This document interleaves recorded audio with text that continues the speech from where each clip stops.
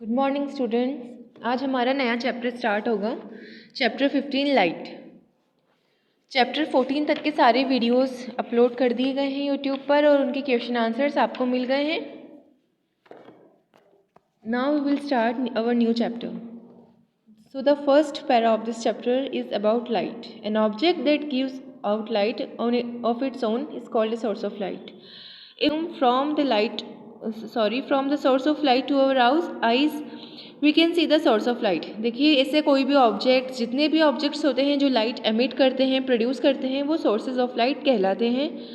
और उस source of light, जो भी सोर्स है जिससे लाइट आ रही है, और हमारी आंखों के बीच में कोई ट्रांसपेरेंट मीडियम है। As we all know that air is transparent. Air में मॉलिक्यूल्स होते हैं, अलग अलग गैसेस होती हैं, लेकिन हम एयर में ये मीडियम ऐसा है जिससे हम सारी चीज़ें आराम से देख सकते हैं। हमारे रूम्स में एयर प्रेजेंट होती है, पर फिर भी हमारे रूम में जितने भी ऑब्जेक्ट्स रखे हुए हैं, हमारा बेड, कर्टन्स, टेबल, डेस्क, हमें सब नज़र आता है। तो अगर सोर्स ऑफ लाइट और हमारी आंखों के बीच में कोई ट्रांसपेरेंट मीडियम है तो हम उस सोर्स ऑफ लाइट को देख सकते हैं। We can see the source of light. How does light travel from the source to our eye. अब हम इस चैप्टर में पढ़ेंगे कि एक लाइट उस सोर्स से जिससे वो एमिट हुई है और हमारी आंखों तक कैसे पहुंचती है, कैसे ट्रैवल करती है इस पूरे डिस्टेंस को। Generally light travels in a straight line. देखिए, लाइट जो है वो एक स्ट्रेट लाइन में ट्रैवल करती है।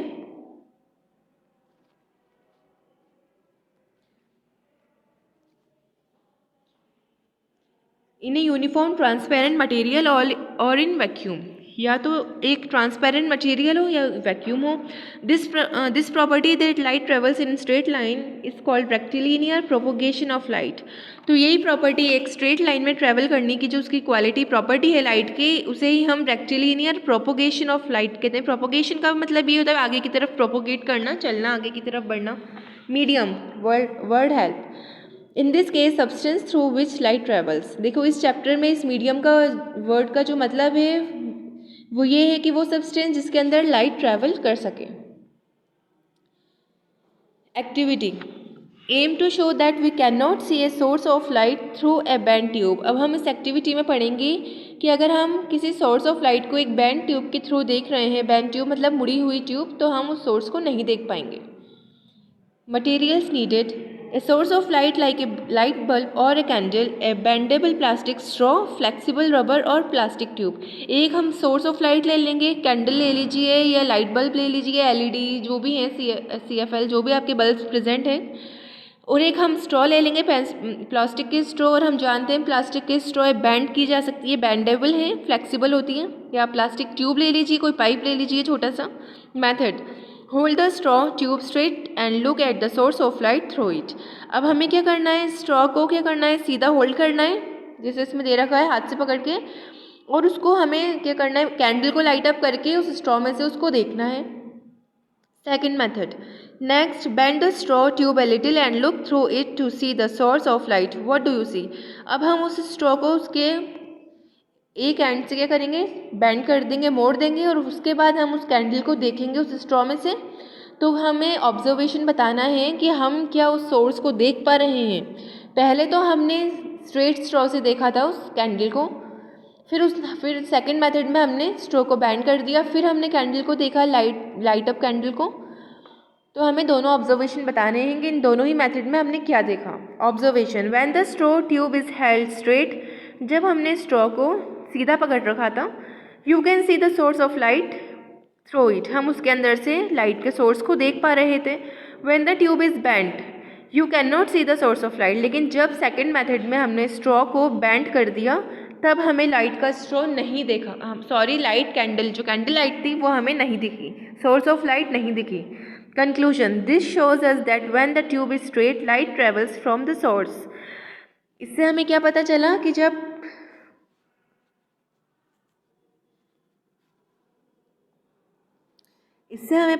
जब ट्यूब जो थी वो स्ट्रेट थी, तो लाइट सोर्स से निकली, ट्यूब के अंदर एंटर की और सीधा हमारी आँख में आ गई। ठीक है, एंड रीचेज अवर आई, हमारी आँख तक पहुंच गई। हमने ऊपर पैराग्राफ में पढ़ा था कि जो लाइट की एक प्रॉपर्टी है कि ये ट्रैवल स्ट्रेट लाइन में, light travels in a straight line में ट्रैवल करती है।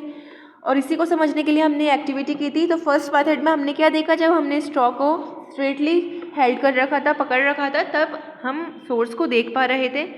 और हम किसी भी चीज़ को तब देख पाते हैं जब लाइट उस सोर्स से निकलकर हमारी आँखों तक पहुँचे, या किसी सोर्स से लाइट निकलकर किसी ऑब्जेक्ट से टकराकर हमारी आँखों तक पहुँचे तो हम उस ऑब्जेक्ट को देख पाते हैं। तो जब फर्स्ट मेथड में हमने स्ट्रॉ को सीधा पकड़ रखा था तब लाइट हमारी आंखों तक पहुंची, उस स्ट्रॉ में से ट्रैवल करती हुई, और हमें वो सोर्स दिख सका। लेकिन सेकंड मेथड में हमने क्या करा, however when the tube is bent the light from the source is not able to follow the bend in the tube to reach our eye. लेकिन जब सेकंड मेथड में हमने ट्यूब को बेंड कर दिया तो जो सोर्स ऑफ लाइट था वो इजीली विजिबल नहीं दिखा हमें।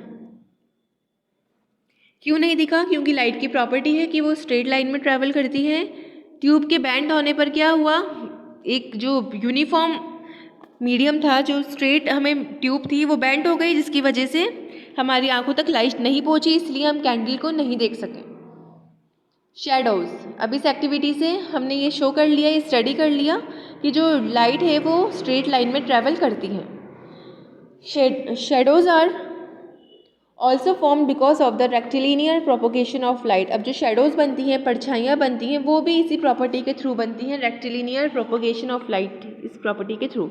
It is also due to the rectilinear propagation of light that you can hide behind a chair और any other opaque object undetected. देखो, इसी प्रॉपर्टी की वजह से कभी हम चेयर के नीचे छुप जाते हैं, या टेबल के नीचे, या किसी वॉल के पीछे, दीवार के पीछे, तो वो इसी रेक्टिलिनियर प्रॉपर्टी की, यही एक क्वालिटी है लाइट की प्रॉपर्टी, जिसकी वजह से हम इजीली उसके अंदर छुप जाते हैं, उसके अंदर अनडिटेक्टेड, यानी बिना पकड़े।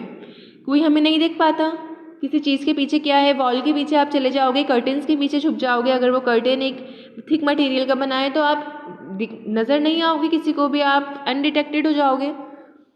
तो ये इसी प्रॉपर्टी की वजह से है रेक्टिलिनियर। अगर लाइट की ये प्रॉपर्टी होती कि वो स्कैटर्ड फॉर्म में ट्रैवल करती तो आप किसी भी चीज़ के पीछे छुपते आप दिखाई दे जाते। लेकिन रेक्टिलिनियर प्रोपोगेशन एक ऐसी प्रॉपर्टी है लाइट की जिसकी वजह से अगर अपन किसी ऑपेक ऑब्जेक्ट के पीछे छुप जाएं तो हम इजीली विजिबल नहीं होते, इवन हम विजिबल ही नहीं होते। If light could band you would be seen. अगर लाइट बैंड होती, अगर लाइट, तो हम दिखाई दे जाते। Reflection of light, as mentioned earlier, light travels in a straight line in a uniform transparent medium or in vacuum। हमें ऊपर बता दिया गया है कि लाइट स्ट्रेट लाइन में ट्रैवल करती है इन ए यूनिफॉर्म ट्रांसपेरेंट मीडियम। जो मीडियम क्या हो, यूनिफॉर्म हो, ट्रांसपेरेंट हो, या कोई वैक्यूम हो, जैसे स्पेस, आउटर स्पेस में कोई गैसेस, कोई एयर, कोई एटमॉस्फेयर नहीं है, वो वैक्यूम है।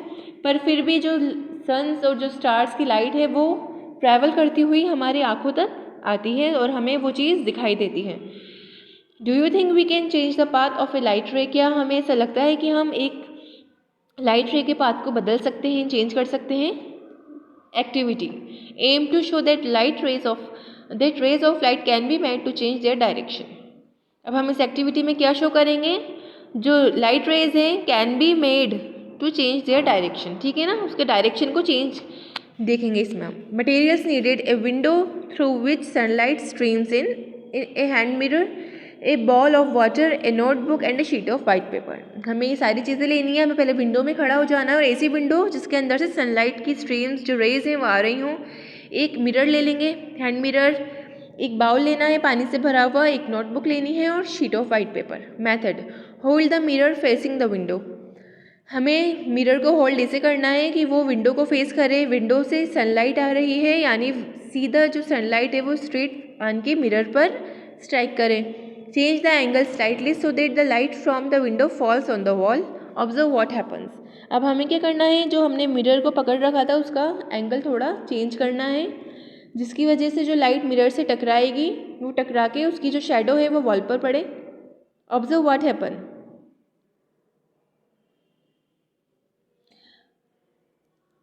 Then place a bowl of water next to a window through which sunlight is streaming in. अब देखिए हमें क्या करना है, अब पहले हमने मिरर रखा, फिर हमने जो बाउल कंटेनिंग वाटर लिया था उसको हमें विंडो के पास रखना है, जिससे सनलाइट डायरेक्टली आके उस बाउल पर गिरे। Disturb the water when you will see the reflection of the ripples on the ceiling.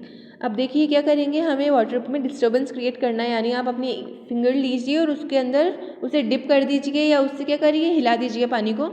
आप क्या देखेंगे, जो सीलिंग पर आप देखेंगे कि पानी का रिफ्लेक्शन पड़ेगा और हिलता हुआ हमें रिफ्लेक्शन नज़र आएगा। Third, now use the notebook and sheet of white paper two C if you can make the light from the window fall on the wall.